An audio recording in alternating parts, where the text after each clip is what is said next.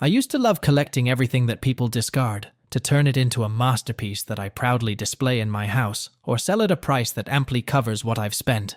I've never been embarrassed to pick something up from the trash. The more insignificant the item, the more I'm motivated to refurbish it with unparalleled enthusiasm. One day, as I walked my usual morning route to stretch my legs, I saw an elderly woman carrying bags of garbage heading towards the dumpster. What caught my attention was a mannequin lying next to the trash. I hurried over to inspect it when the woman said, "This mannequin is mine, or it used to be.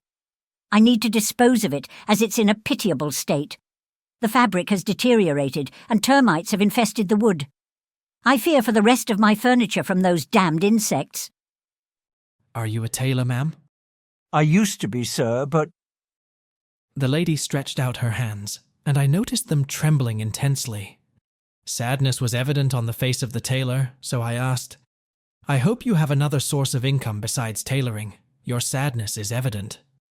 "I manage, but my sorrow is due to my inability to pursue a job I've loved since childhood. Everything has an end, and today is the end for this mannequin that once wore the most beautiful clothes with pride and dignity." I intended to take it, but I've reconsidered now. I repair old things, then sell them or use them to decorate my house. I'm an antiques and unique items enthusiast. "Please take it. It's better than having it thrown away and crushed into ugly little pieces. But please take good care of it. It's my entire past." I promise, ma'am. Mariam. My name is Jad. It was an honor to meet you, ma'am.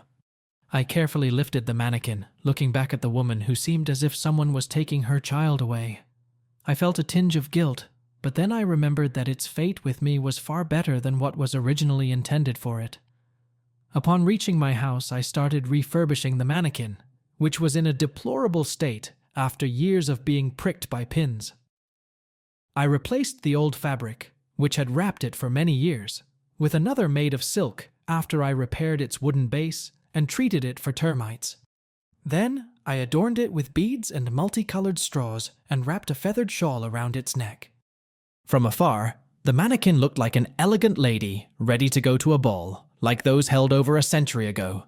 The result was astonishing, and my heart swelled with pride. I remembered Lady Mariam and imagined her joy if she saw the mannequin in its new form, but I resolved that she should never see it, fearing she might want it back. I took some photos of the mannequin for personal use, to display online for potential sale, and to remotely show its former owner. Soon after uploading the mannequin's photos on my webpage, purchase offers poured in. The bidding went beyond my wildest expectations. I collected the money proudly. After all, without my craftsmanship, the mannequin would have been worthless. I sent silent blessings to Lady Mariam. Most of the money I spent on personal desires, yet unease gnawed at me. Sleep eluded me that night, haunted by the memory of her trembling hands. The following morning, I found myself at the doorstep of the mannequin's former owner. Could she be in dire need after quitting her tailoring? I felt compelled to give her the remaining money, even if it wasn't her due, given she intended to throw the mannequin away. Lady Mariam's face lit up seeing me. She invited me in for tea and biscuits. Her home was tiny, emanating a unique scent from the dried flowers scattered around. I showed her the photos of the refurbished mannequin. Overwhelmed, tears streamed down her face. "Thank you, Mr. Jad. You breathed life into Sophia." "Sophia?"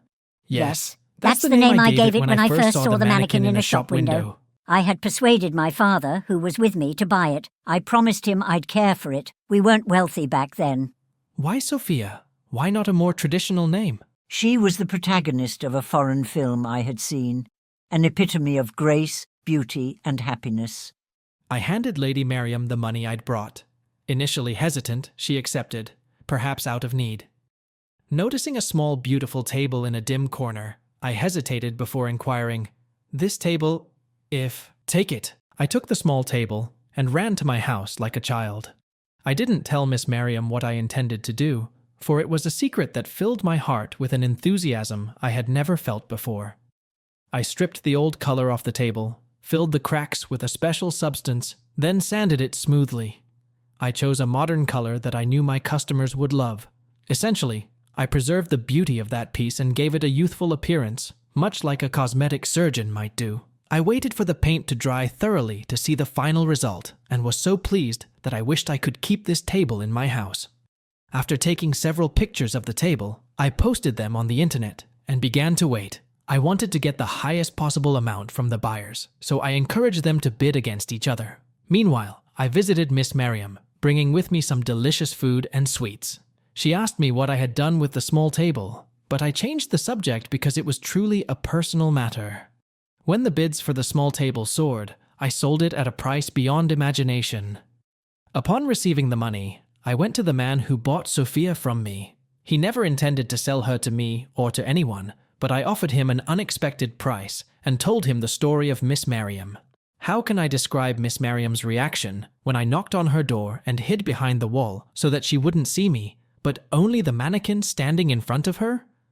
I heard a soft scream and her murmuring, Sophia, Sophia, how beautiful you are. I appeared in front of her with a wide smile, saying, Sophia missed you and her home. She asked me to return her to where she truly belongs.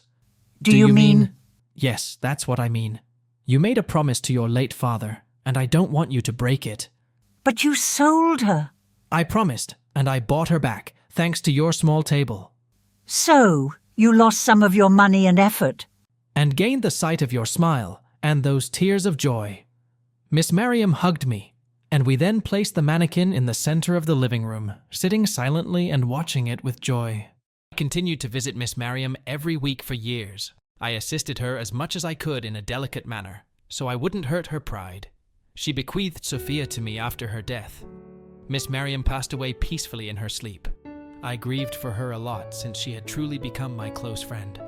I took Sophia to my house, as if I was taking a gem, a summary of Miss Merriam's life, to keep her alive in an indirect way. I didn't sell Sophia even when I faced financial difficulties. Once my situation stabilized, I made a glass box for her to protect her for the rest of my life. I know Miss Merriam watches over me from wherever she is, smiling at me every moment, praying for my well-being in everything I do. I thank her for the utmost trust she placed in me, which I never betrayed. To bring joy to a fellow human's heart is a deed beyond any value.